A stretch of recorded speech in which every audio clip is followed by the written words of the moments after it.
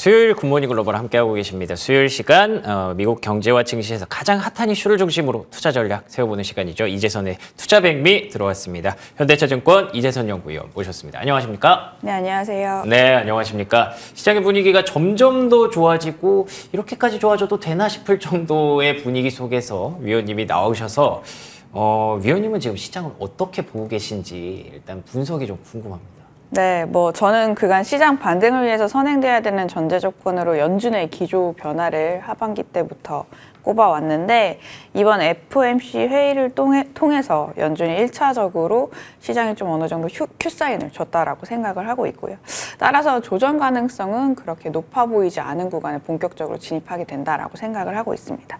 다만 이제 추가 상승폭 정도는 저희가 11월 달 워낙 이제 높은 월간 상승률을 기록을 했기 때문에 그렇게 높지만은 않을 거다라고 생각을 하고 있고요. 랠리에 대한 부담이 좀 어느 정도 있는 구간이다라고 생각을 하고 있습니다. 단기적으로 다시금 지금 부각되고 있는 글로벌 공급망 이슈에 시장이 좀 촉각을 세울 수 있지 않을까라고 생각을 하고 있고요. 저희가 주말 사이에 예멘 후티 반군이 홍해를 지나는 민간 컨테이너선을 잇따라 공격을 했고 글로벌 해운사들이 홍해를 통한 화물 운송을 잠정 중단을 한 바가 있습니다. 물론 아직까지 시장에 미치는 영향력은 좀 미미한 수준이긴 하지만요. 후티 반군의 무력 시위가 약간 글로벌 국가들의 관심을 이끌게 된다라면 이 이팔 전쟁의 파급력이 다시금 또 시장의 변동성을 촉발시킬 재료로 부각할 수도 있겠다라고 생각을 하고 있고요. 유가 같은 경우도 보자면은 아직까지는 절대적인 수준이 저희가 스위스팟으로 불리는 굉장히 좋은 수준이긴 하지만 이 거래일 연속 좀 반등을 했기 때문에 이 부분에 대해서도 조금 예의주시할 필요는 있겠다라고 생각을 하고 있습니다. 왜 홍해가 중요한가냐고 봤을 때 이 홍해를 중요시하는 그러니까 홍해에 있는 해협이 상품 무역량의 한 12%를 차지하기 때문에 굉장히 중요한 길목이기 때문이다라고 보시면 될 것 같고요. 수에즈 운하와 이어져 있기도 합니다. 그쵸. 네, 그래서 저희가 이제 과거 2021년 3월 달을 좀 생각을 해보면요.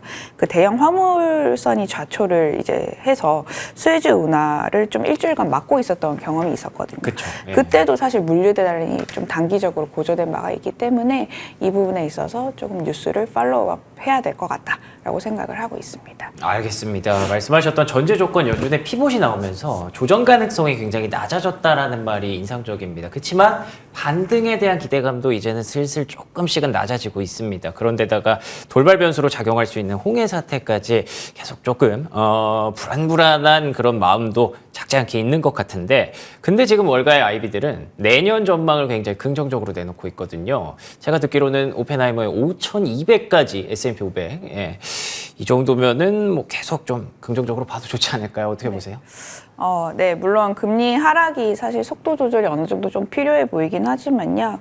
이 금리의 되돌림 폭이 내년에 있어서 그렇게 크지만은 않은 구간이라고 했을 때는 증시의 기간 조정도 올해 대비해서는 좀 장기화될 가능성은 내년에 옅어지지 않을까라고 생각을 하고 있습니다.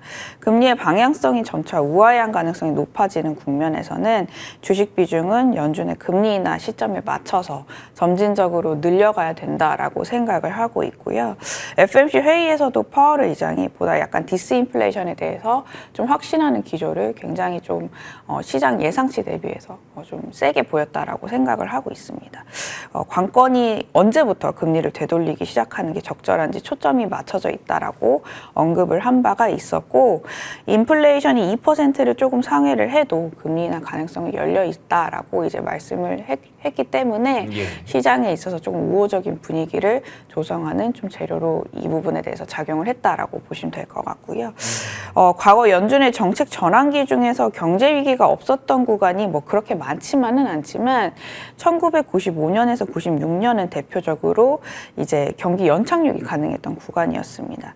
그때 보자면은 금리 인하 전의 3개월간 월별 수익률이 대체적으로 2~3% 내외 정도를 기록을 했기 때문에 사실 이 부분이랑 비슷하게 이제 내년에 흘러가게 된다라고 했을 때는 증시는 보다 긍정적일 거다라고 생각을 하고 있고요. 또 이제 오히려 증시는 금리 인하 후에 회복력이 그때도 좀 강해졌던 구간이었습니다.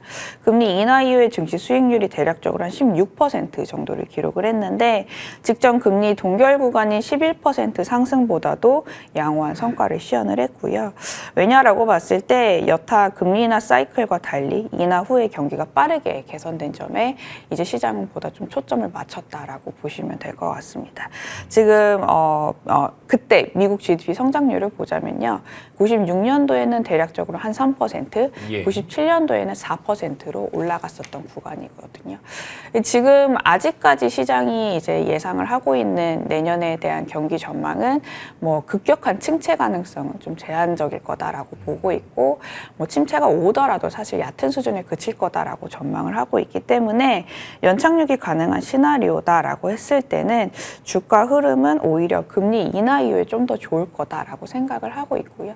따라서 상반기 대비해서 저는 하반기가 여전히 또 좋을 거라고 생각을 하고 있고 오히려 증시 같은 경우는 금리 인하가 호재로 인식을 할 수 있는 구간이 내년이 되지 않을까라고 생각을 하고 있습니다. 굉장히 지금 덤덤한 표정으로 말씀은 하셨지만 얘기를 들어보면 너무 좋은데요. 네. 내년까지 뭐 하반기까지 계속 좋다는 그런 얘기를 아주 덤덤하게 말씀해 주셔서 여러분들이 잘 짚어보셨을 것 같은데 혹시라도 악재가 없을까 찾아보다가 이번 주에 또 PC 물가가 발표가 된다고 하여 혹시 인플레이션 지표는 제동을 걸 수도 있지 않을까? 뭐 그런 생각 하시는 분들도 있을 것 같은데 어떻게 보세요? 일단 시장 예상치를 보자면요. 디스인플레이션 기조를 좀 확인해 줄 가능성이 여전히 11월 PC 물가 지수도 좀 높을 거다라고 이제 컨센서스가 형성이 되어 있고요. 전년 동기 대비 기준 헤드라인 같은 경우는 이제 3.0에서 2.8%, 근원 PC 같은 경우를 보자면 3.5%에서 3.4%로 이제 둔화될 것으로 전망을 하고 있습니다. 예상한 수준대로 발표가 될 경우는 헤드라인 PC 같은 경우는 올해 연준이 예상하는 그 물가 전망치에 부합을 하게 되거든요. 저희가 FOMC에서 공개된 경제 전망을 통해서 연준이 올해 말 헤드라인 PC 물가 상승률을 전년비 2.8%로 이제 낮췄습니다. 기존에는 원래 3.3% 정도였는데요. 만약에 그렇기 때문에 예상치에 부합을 하게 된다라고 했을 때는 금리가 사실 반등할 수 있는 뭐 부분은 그렇게까지는 뭐 크게 잡지는 않을까. 안 잡을 것 같아요. 시장 자체가요. 그래서 PC 외에도 이제 연준이 중요시하는 세부적 데이터를 보자면요. 여전히 또 디스인플레이션 압력을 좀 높여주는 요인들이 곳곳에서 관찰이 되고 있기 때문에 금리의 되돌림폭 그렇게 크지만은 않을 거다라고 생각을 하고 있고요. 대표적으로 고용 중에 임금 쪽을 보시면요. 저희가 직전 3개월 지표로 환산을 하면 임금 상승률이 연율 기준으로 3.4%이기 때문에 직전 3개월 기준으로 봤을 때는 사실 저희가 이제 한 4.0% 이제 임금 상승률이 11월 달에 관찰이 됐는데 보다 조금 최근에는 그 임금의 하락 속도가 빨라지는 구간이다라고 좀 생각을 해볼 수 있는 부분이겠고요. 또 이제 적정 수준의 유가 레벨이 11월 달 단기 인플레이션을 좀 확연하게 좀 낮춰주는 요소로 작용을 하고 있습니다. 3.1% 정도 기록을 하고 있기 때문에 PC 물가 지표가 시장 예상치 컨센서스를 조금 빗나가더라도 사실 이제 향후 발표되는 관련된 물가 지표들이 여전히 이제 우하향할 가능성이 높다라고 했을 때는 금리가 상승할 가능성은 뭐 그렇게까지는 크지만은 않다라고 생각은 하고 있습니다. 그렇죠. 이게 물가가 떨어지는 추세만 뭐 해치지 않는다면 뭐 다음 달에도 2%는 충분히 갈 수 있는 거니까요. 그런 믿음이 저한테도 지금 자라나고 있는 걸 보면 많은 분들이 긍정적으로 보시는 이유가 느껴지는데 이럴 때 조금이라도 수익률을 좀 극대화하려면 어떤 업종을 좀 봐야 될까요?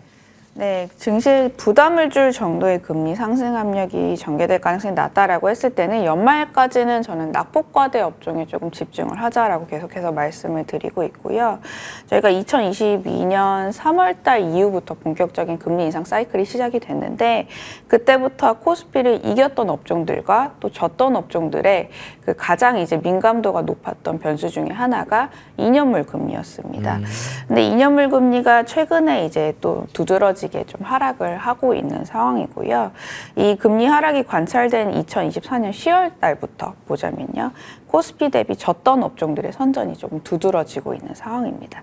그래서 낙폭과대 업종에서 순환매가 계속해서 연말까지는 일어날 가능성이 조금 높을 거다라고 생각을 하고 있고요. 이 조건을 만족하는 15개 업종 중에서 이익 추정치가 상향 조정이 됐지만 주가 상승이 둔탁한 업종과 과거 지금과 같은 매크로 유사한 국면에서 선전을 했던 업종을 좀 눈여겨볼 필요가 있을 것 같습니다. 이익 추정치 모멘텀을 보자면 헬스케어, 화장품을 좀 꼽을 수가 있을 것 같은데 EPS 추정치 반등이 2주간 이어지고 있기는 하지만 주가 상승폭이 여타 낙폭과대 업종 대비해서 그리 높지만은 않은 상황이고요. 또 증권과 건설업종을 보자면은 추정치 상향 조정은 아직까지는 좀 밋밋한 수준이긴 하지만요.